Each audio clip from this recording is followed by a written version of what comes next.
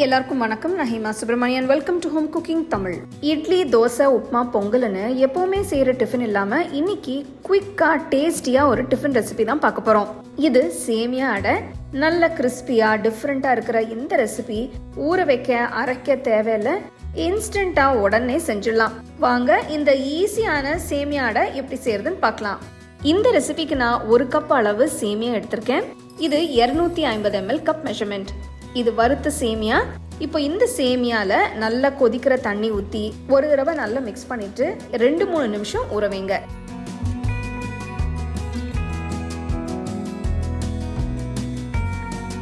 மூணு நிமிஷம் ஆனதும் இப்போ ஒரு ஸ்ட்ரெயினர்ல தண்ணியை வடிச்சு எடுத்துருங்க.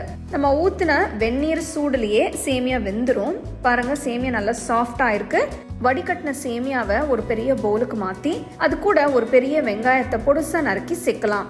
கேரட்டும் மெலிசா துருவி சேர்க்கிறோம். பொடுசா நறுக்கின 2 பச்சை மிளகாய், பொடுசா நறுக்கின 1 துண்டு இஞ்சி, 1 டீஸ்பூன் உப்பு, 1 டீஸ்பூன் மிளகுத்தூள், 1 டீஸ்பூன் சீரகம், 1/4 டீஸ்பூன் பெருங்காயத்தூள், 1/4 கப் அளவுக்கு வெள்ளை ரவை. இது நல்ல நைஸா இருக்கும். இது கூட 1/2 கப் அளவுக்கு அரிசி மாவு சேர்த்து, அரிசி மாவு சேர்க்கறதால அடை நல்ல கிறிஸ்பியா இருக்கும். பொடுசா நறுக்கின கொஞ்சம் கருவேப்பிலை, கொத்தமல்லியை சேர்த்து எல்லாத்தையும் நல்லா கலந்துக்கலாம். எல்லாத்தையும் நல்லா கலந்து விட்டு டேஸ்ட் பார்த்துட்டு தேவைப்பட்டா கொஞ்சம் உப்பு சேர்த்துக்கோங்க. தண்ணியை ஒரே அடியா ஊத்திராம கொஞ்சம் கொஞ்சமா ஊத்தி கலந்து விடுங்க. தண்ணி அதிகமா ஆயிடக்கூடாது.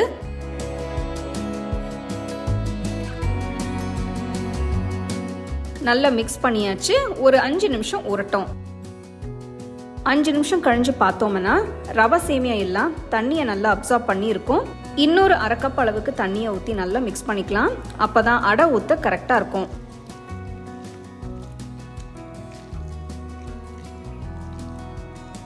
இப்போ ஒரு சின்ன பேனை ஸ்டோவ்ல வச்சு சூடானதும் 1 டீஸ்பூன் நெய் ஊற்றி ஸ்ப்ரெட் பண்ணி விடுங்க. 1 கரண்டி அளவு சேமியா கலவையை எடுத்துட்டு பேன்ல வச்சு நல்லா ஈவனா ஸ்ப்ரெட் பண்ணி விடுங்க.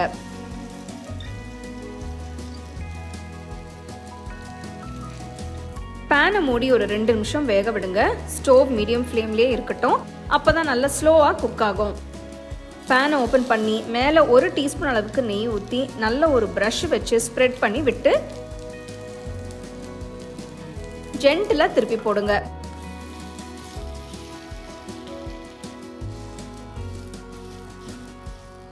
சேமியா வச்சு நீங்கள் வேற ஏதாவது இன்ட்ரெஸ்டிங்கான ரெசிபி செஞ்சுருக்கீங்களா? எனக்கு கமெண்ட் செக்ஷனில் சொல்லுங்கள். 2 பக்கமும் நல்ல பொன்னிறமாக வெந்து வந்ததும் பேன்லேருந்து எடுத்துட்டு சூடாக சர்வ் பண்ணுங்க. சேமியா அடை நல்ல மொறு மொறுன்னு ரெடி ஆயிடுச்சு. நான் இன்னைக்கு ஃப்ரெஷ்ஷான தேங்காய் சட்னி வச்சு தான் சர்வ் பண்ணுறேன். நீங்கள் உங்களுக்கு பிடிச்ச சட்னி கூட வச்சு சாப்பிட்டு என்ஜாய் பண்ணுங்க. இது ரொம்ப சிம்பிளான ரெசிபி. நெக்ஸ்ட் டைம் ஏதாவது டிஃப்ரெண்ட்டாக செய்யணும்னு நினச்சிங்கன்னா இந்த சேமியா அடையை கண்டிப்பாக ட்ரை பண்ணி பாருங்க.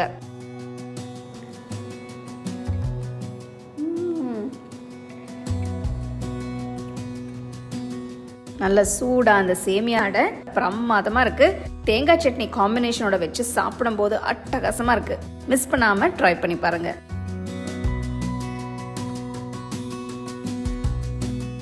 உங்களுக்கு நான் இந்த வீடியோல யூஸ் பண்ற ப்ராடக்ட்ஸ் பிடிச்சதுன்னா கீழே டேக் பண்ணியிருக்கேன், செக் பண்ணி பாருங்க. டீடைல்டான ரெசிபிக்கு homecookingshow.in வெப்சைட்டை செக் பண்ணுங்க. All my home cooking digital cookbooks are now available on shop.homecookingshow.in. Download and start cooking today.